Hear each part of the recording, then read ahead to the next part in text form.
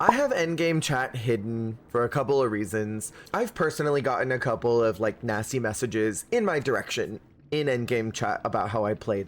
I don't really give a fuck how some people perceive me, but if you hear enough things enough times, it starts to become a narrative in your head. And so I just like to avoid if people have something nasty to say to me about how I played. If they come into Twitch chat, I can moderate that and I can delete it. Nobody else has to see it. We can ban them. They'll never do it again. The thing that happens here a lot, I have seen racist comments, I've seen ableist comments, and when that happens here, y'all see it.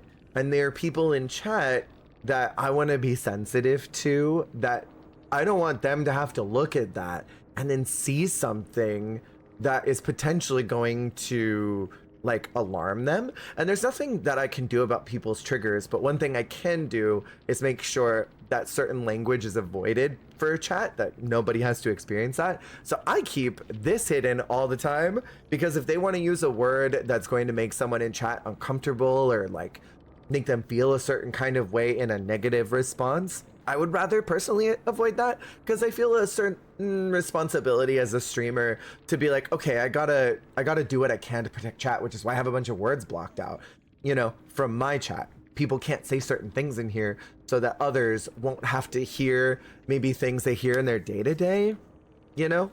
If people are used to hearing certain comments that are targeted at them for being minorities, they come to Twitch to try and maybe get away from reality. And so if they see that here, I didn't do my due diligence to try and help them. And there are certain things, like you can't put certain words in, but people find ways to write it. And I don't think it's any of y'all's concern to have to see something that is a trigger word.